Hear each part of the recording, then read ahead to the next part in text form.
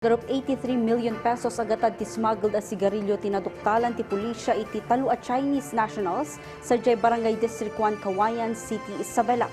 Daduma pa'y a detalye iti report ni Dayan Monica Tukay. Kalpasan na nakaawat iti report ti pulisya iti kaadda iti smuggled a sigarilyo, babaan iti koordinasyon ti Bureau of Internal Revenue, insayang kadda ti panagsukimat iti hotel nga ayan dagiti maatap nga smuggled a sigarilyo. May tunos iti mission order ti ahensya. Nadiskubre iti 2 a kwarto ti 202 a kahon ti nagduduma a klase ti maatap a sigarilyo nga agatad iti nasurok 82.7 million pesos. Talo a Chinese nationals ti mapapati a konektado iti smuggling operation nga agpapada a residente iti nasao a lugar. Posible a sumango dagiti naduktalan nga individual iti reklamo a panaglabsing iti National Internal Revenue Code, Anti-Agricultural Economic Sabotage Act, ken illegal trade of tobacco products.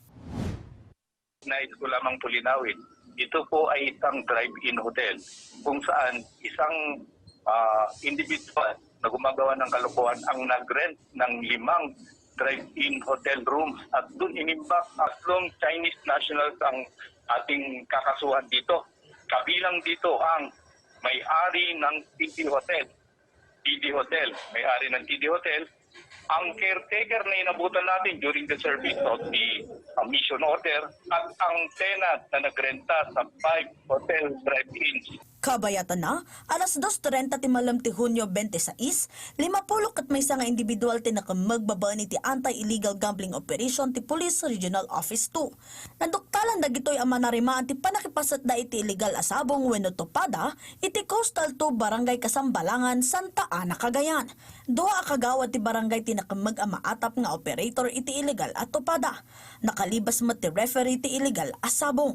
Nakumbiskar ti 5 a manok. 2 a kahon a pagkabilan iti tari, kan postaan nasurok iti 208,000 pesos. Sumango iti reklamo a panaglabsing iti Presidential Decree No. 449 dagiti sospek. Dagiti sospek kan ebidensya ket naiturong iti Santa Ana Police Station para iti umno a dokumentasyon. Dayan Monica Tukay para iti Pagilian.